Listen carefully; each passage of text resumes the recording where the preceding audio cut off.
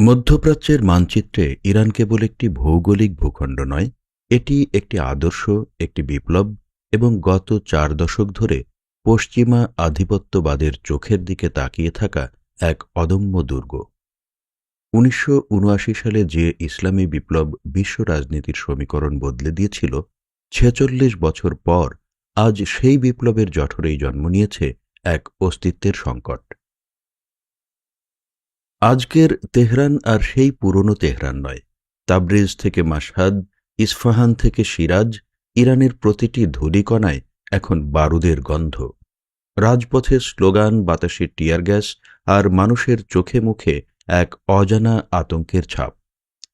পশ্চিমা মিডিয়াগুলো একে দেখছে একটি স্বৈরাচারী শাসকের নিশ্চিত পতন হিসেবে। তারা হেডলাইন করছে, ইসলামী প্রজাতন্ত্রের কফিনে শেষ পেরেক। কিন্তু মধ্যপ্রাচ্যের ভূরাজনীতি কি এতটাই সরল? যে রাষ্ট্রব্যবস্থা গত 4 দশকে সাদ্দাম হোসেনের আগ্রাসন, আমেরিকার প্রত্যক্ষ সামরিক হুমকি এবং ইতিহাসের সবচেয়ে নিষ্ঠুর অর্থনৈতিক অবরোধ সহ্য করে টিকে আছে, তারা কি সত্যিই কেবল কয়েক সপ্তাহের বিক্ষোভে তাসের ঘরের মতো ভেঙে পড়বে? নাকি আমরা যা দেখছি তা একটি বিশাল আইসবার্গের চূড়ামাত্র?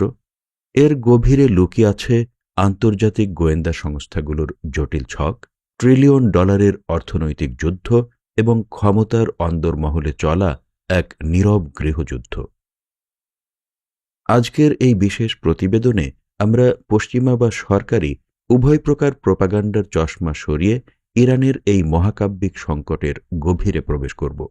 আমরা খুঁজব সেই প্রশ্নের উত্তর, ইরান কি সত্যিই পতনের দ্বারপ্রান্তে, নাকি এটি এক নতুন এবং দীর্ঘমেয়াদী হাইব্রিড ওয়ারের চূড়ান্ত রূপ? যে কোনো বড় অভ্যুত্থানের পেছনে একটি শক্তিশালী অর্থনৈতিক কারণ থাকে। ফরাসি বিপ্লব থেকে শুরু করে আরব বসন্ত, সবকিছুর মূলে ছিল রুটির সংগ্রাম। ইরানের বর্তমান পরিস্থিতির বারুদে আগুন দিয়েছে তাদের মুদ্রা রিয়ালের ঐতিহাসিক এবং অবিশ্বাস্য দরপতন। পরিসংখ্যানের দিকে তাকালে চোখ কপালে উঠতে বাধ্য।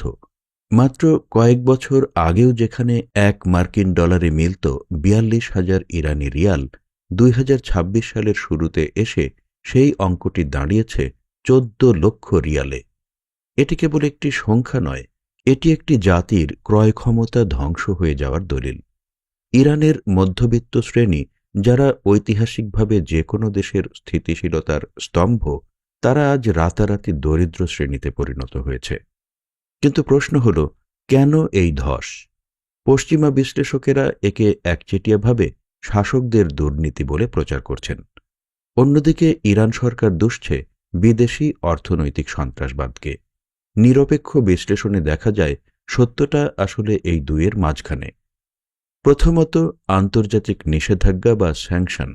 ডোনাল্ড ট্রাম্পের আগের আমল থেকে শুরু হওয়া সর্বোচ্চ চাপ বা ম্যাক্সিমাম প্রেসার নীতি এবং বাইডেন প্রশাসনের সময়েও তা শিথিল না হওয়া ইরানের অর্থনীতির মেরুদণ্ড ভেঙে দিয়েছে।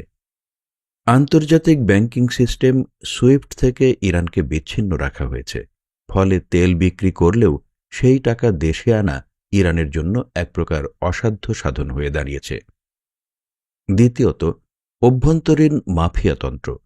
ইরানের অর্থনীতির একটি বিশাল অংশ, প্রায় ৬০% বেশি, প্রত্যক্ষ বা পরোক্ষভাবে নিয়ন্ত্রণ করে ইসলামিক রিভলিউশনারি গার্ড কর্পস বা IRGC এবং তাদের ঘনিষ্ঠ ধর্মীয় ফাউন্ডেশনগুলো বা বনিয়াদ। অভিযোগ রয়েছে, যখনই আন্তর্জাতিক বাজারে ডলারের দাম বাড়ে, তখন এই প্রভাবশালী গোষ্ঠীগুলো তাদের রপ্তানি আয় দেশে ফেরত না এনে বিদেশে পাচার করে। তারা নিমা সিস্টেমের মতো সরকারি ও খোলা বাজারের ডলারের দরের পার্থক্যকে কাজে লাগিয়ে হাজার হাজার কোটি রিয়াল হাতিয়ে নিচ্ছে। এর চূড়ান্ত ফলাফল দেখা যায় গত ২৮ ডিসেম্বর। তেহরানের গ্র্যান্ড বাজার, যাকে বলা হয় ইরানি অর্থনীতির হৃৎপিণ্ড এবং যারা ঐতিহাসিকভাবে ইমাম খামেনির পক্ষে ছিল, সেই বাজার ব্যবসায়ীরা যখন শার্টার নামিয়ে রাস্তায় নামেন, তখনই বোঝা গিয়েছিল যে এই ক্ষোভ আর সাধারণ রাজনৈতিক ক্ষোভ নেই। এটি এখন অস্তিত্ব রক্ষার লড়াই। ব্যবসায়ী শ্রেণী বুঝে গেছে এই সরকার তাদের ব্যবসার নিরাপত্তা দিতে ব্যর্থ। ইরানের সাধারণ মানুষ বছরের পর বছর ধরে অর্থনৈতিক কষ্ট সহ্য করেছে একটি মাত্র যুক্তিতে, জাতীয় নিরাপত্তা। সরকার তাদের বুঝিয়েছে যে যদি আমরা গাজা, লেবানন বা সিরিয়ায় না লড়ি, তবে আমাদের লড়তে হবে তেহরান, হামাদান আর কেরমানশাহের রাস্তায়। একে বলা হয় ইরানের ফরওয়ার্ড ডিফেন্স ডক্ট্রিন বা অগ্রবর্তী প্রতিরক্ষা নীতি। কিন্তু 2025-26 সালের ভূ রাজনৈতিক ঘটনা প্রবাহ এই ন্যারেটিভ বা বয়ানকে চুরমার করে দিয়েছে। ইরানের এই সংকটের অন্যতম বড় কারণ হল তাদের কৌশলগত গভীরতা বা স্ট্র্যাটেজিক ডেপথের পতন। সিরিয়ায় বাশার আল আসাদের পতন ইরানের জন্য ছিল এক বিশাল এবং অপূরণীয় ক্ষতি। এর মাধ্যমে ইরান তার দীর্ঘদিনের মিত্র এবং লেবাননের হিজবুল্লাহর কাছে অস্ত্র ও রসদ পৌঁছানোর একমাত্র নির্ভরযোগ্য স্থলপথটি হারিয়েছে। যে শিয়াইট ক্রিসেন্ট বা শিয়া বলয় তৈরি করে ইরান ভূমধ্যসাগর পর্যন্ত নিজেদের প্রভাব বিস্তার করেছিল, তা আজ বিচ্ছিন্ন। অন্যদিকে ইসরায়েল এবং যুক্তরাষ্ট্রের ক্রমাগত নিখুঁত বিমান হামলা ও সাইবার অ্যাটাক প্রমাণ করে যে ইরানের আকাশ প্রতিরক্ষা ব্যবস্থা কতটা ভঙ্গুর। নাতানজ বা ফোর্দো পারমাণবিক কেন্দ্রে সাবোটাজ, শীর্ষ বিজ্ঞানীদের হত্যা এবং আইআরজিসির জেনারেলদের টার্গেট কিলিং, এসব ঘটনা সাধারণ ইরানিদের মনে এক বড় প্রশ্নবোধক চিহ্ন এঁকে দিয়েছে। তারা ভাবছে, যে সরকার নিজের শীর্ষ জেনারেলদের নিরাপত্তা দিতে পারে না, তারা সাধারণ জনগণের নিরাপত্তা দেবে কিভাবে? মানুষ দেখছে তাদের ট্যাক্সের বিলিয়ন বিলিয়ন ডলার খরচ হয়েছে সিরিয়া, ইয়েমেন বা লেবাননে প্রক্সি যুদ্ধ চালাতে, কিন্তু দিন শেষে ফলাফল শূন্য। এই জিওপলিটিক্যাল ফেইলিওর বা ভূ রাজনৈতিক ব্যর্থতা ইরানি জাতীয়তাবাদের মূলে আঘাত করেছে। জনগণ এখন আর বিশ্বাস করছে না যে এই শাসক গোষ্ঠী তাদের সুপার পাওয়ার হওয়ার স্বপ্ন পূরণ করতে সক্ষম, বরং তারা মনে করছে শাসকদের এই উচ্চাভিলাষী পররাষ্ট্র নীতিই তাদের আজ ভিখারি বানিয়েছে। একটি দেশের পতন কেবল অভ্যন্তরীণ ক্ষোভে হয় না, যদি না সেখানে বাইরের বাতাসের ঝাপটা লাগে। ইরানের ক্ষেত্রে যা চলছে তাকে সমরবিদরা বলছেন ফিফথ জেনারেশন ওয়ারফেয়ার বা পঞ্চম প্রজন্মের যুদ্ধ। এটি কেবল বন্দুকের যুদ্ধ নয়, এটি তথ্যের যুদ্ধ, মনস্তত্ত্বের যুদ্ধ। ইরানে জনগণের ক্ষোভ অবশ্যই বাস্তব, যৌক্তিক এবং তীব্র, কিন্তু এই ক্ষোভকে কাজে লাগিয়ে রাষ্ট্রযন্ত্রকে অচল করার জন্য বিদেশি গোয়েন্দা সংস্থাগুলোর তৎপরতাও উপেক্ষা করার মতো নয়।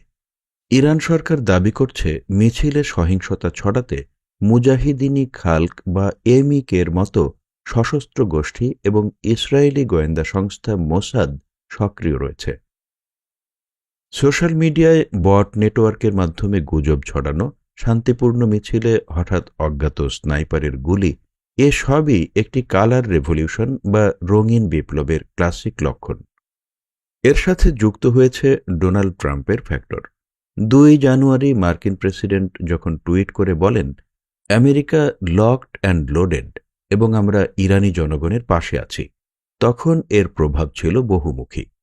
পশ্চিমা বিশ্ব একে দেখছে গণতন্ত্রের প্রতি সমর্থন হিসেবে, কিন্তু ইরানি মনস্তত্ত্ব একটু ভিন্ন। ট্রাম্পের এই সরাসরি হুমকি ইরানের কট্টরপন্থী শাসকদের হাতে একটি মোক্ষম অস্ত্র তুলে দিয়েছে। তারা এখন আন্দোলনকারীদের আমেরিকার এজেন্ট বা দেশদ্রোহী হিসেবে ট্যাগ দিয়ে দমন পীড়নের বৈধতা খুঁজছে। সরকার জনগণকে বলছে, দেখো, আমরা পড়ে গেলে আমেরিকা তোমাদের ইরাক বা লিবিয়ার মতো অবস্থা করবে। তবে তরুণ প্রজন্ম, যারা জেনারেশন জেড, তারা এই পুরনো বয়ানে আর ভুলছে না। তারা বলছে, আমাদের শত্রু আমেরিকা নয়, আমাদের শত্রু আমাদেরই ঘরে। এই প্রজন্মের কাছে জাতীয়তাবাদের চেয়ে ব্যক্তিগত স্বাধীনতা এবং অর্থনৈতিক মুক্তি অনেক বেশি গুরুত্বপূর্ণ হয়ে দাঁড়িয়েছে। বাইরে যখন রাজপথ জ্বলছে, তখন ইরানের ক্ষমতার অন্দরমহলেও চলছে এক নীরব কিন্তু তীব্র গৃহযুদ্ধ। ইরানের রাজনীতিতে এমন প্রকাশ্য ফাটল এর আগে খুব কমই দেখা গেছে। ইরানের শাসন ব্যবস্থায় দুটি শক্তিশালী ধারা বিদ্যমান। একদল প্রিন্সিপ্যালিস্ট বা কট্টরপন্থী, যাদের নেতৃত্ব দিচ্ছেন সর্বোচ্চ নেতা আয়াতুল্লাহ আলী খমেনি এবং বিপ্লবী গার্ড বাহিনী। তাদের দর্শন হল পশ্চিমাদের সাথে কোনো আপোষ নয়, রেজিম চেঞ্জের যে কোনো ষড়যন্ত্রকে কঠোর হাতে দমন করতে হবে। তারা মনে করেন ছাড় দিলেই পতন নিশ্চিত। তাই তারা ইন্টারনেটে ব্ল্যাকআউট, গণগ্রেপ্তার এবং প্রয়োজনে গুলি চালানোর নীতিতে অটল। অন্য দল রিফর্মিস্ট বা সংস্কারপন্থী, যাদের প্রতিনিধিত্ব করছেন বর্তমান প্রেসিডেন্ট মাসুদ পেজেশকিয়ান। তারা বাস্তববাদী। তারা দেখছেন অর্থনীতি ধসে পড়ছে, জনগণ ক্ষিপ্ত। তাই তারা মনে করেন টিকিয়ে রাখতে হলে জনগণের ক্ষোভ কমাতে কিছু সামাজিক ও অর্থনৈতিক সংস্কার জরুরি। তারা পশ্চিমাদের সাথে সীমিত আলোচনার পক্ষে। প্রেসিডেন্ট পেজেশকিয়ান সাম্প্রতিক এক বক্তৃতায় বলেছেন, জনগণের আওয়াজ শুনতে হবে, তাদের সাথে যুদ্ধ করে রাষ্ট্র চালানো যায় না। কিন্তু আসল ক্ষমতা কার হাতে? ইরানের সংবিধান অনুযায়ী সর্বোচ্চ নেতাই শেষ কথা, আর তার প্রধান শক্তি আইআরজিসি। বিপ্লবী গার্ড বাহিনী এখানে কেবল একটি সেনাবাহিনী নয়, তারা একটি রাষ্ট্রের ভেতরে রাষ্ট্র। তেল সম্পদ, টেলিকম, নির্মাণ খাত সবকিছু তাদের দখলে। তারা জানে যদি ইসলামী প্রজাতন্ত্রের পতন হয় তবে সবার আগে তাদের বিচার হবে। তাই তারা নিজেদের অস্তিত্ব রক্ষার স্বার্থে শেষ পর্যন্ত লড়বে। বিশ্লেষকরা আশঙ্কা করছেন যদি রাজনৈতিক নেতৃত্ব ব্যর্থ হয় তবে আইআরজিসি হয়তো ধর্মীয় নেতাদের সরিয়ে সরাসরি সামরিক শাসন জারি করতে পারে। তাহলে ইরানের ভবিষ্যৎ আসলে কোন দিকে মোড় নিচ্ছে?